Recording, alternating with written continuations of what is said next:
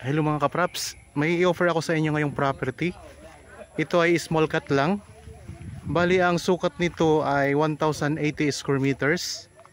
Ito ay matatagpuan natin dito sa bayan ng Magdalena, Laguna. So ito na po mismo ang property mga kapraps. Ang distansya nito sa kalsada na sementado ay nasa 100 meters lamang po. Napakalapit lang.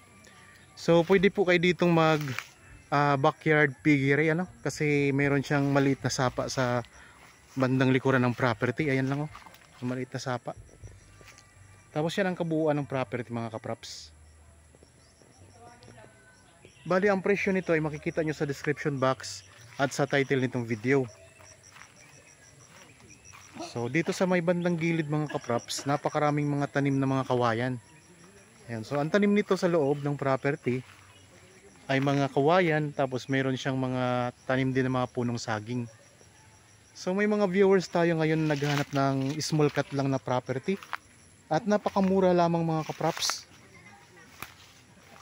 So ganitong sukat ay talagang di na kayo talo dyan sa presyo nito.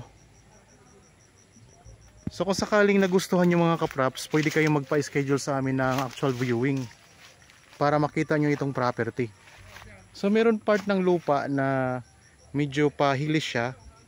So hindi talaga siya flat na flat, pero di siya ganoon din ka slope Ayun lang, ganyan lang siya mga kapraps Yan. So siya.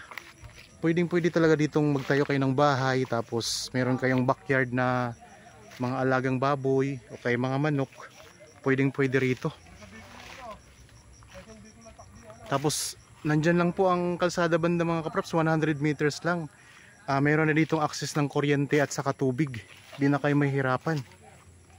So ito yung pinaka frontage na dito. Yan.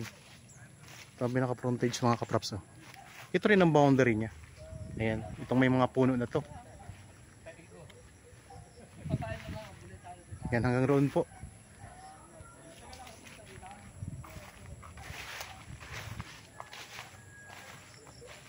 So sa Magdalena, Laguna ito mga kapraps. Kung kayo naghahanap ng property dito sa Magdalena, so small cut, very affordable po ito mga kapraps. So puntahan natin ang mga bandang likuran naman. So ito yung pinaka-bukana ng property. Tapos ito yung pinaka dito naman tayo sa may bandang likuran puntahan natin.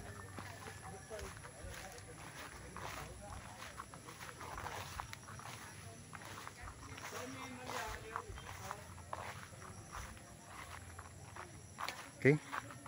Dito tayo ngayon sa may bandang likuran sa kabilang gilid naman ng property.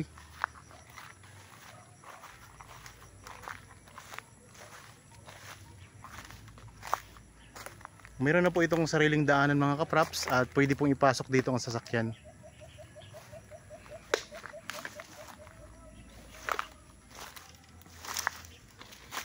Puntahan natin ang maliit na sapa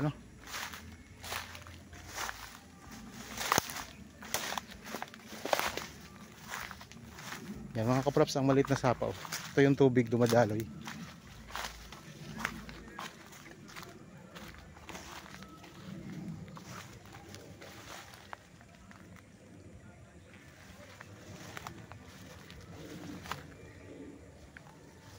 Yan po ang boundary ng property mga kapraps itong sapa na to. Pinaka boundary yan. So sa mga interested po sa property na ito, ayan lang po ang mga contact details namin.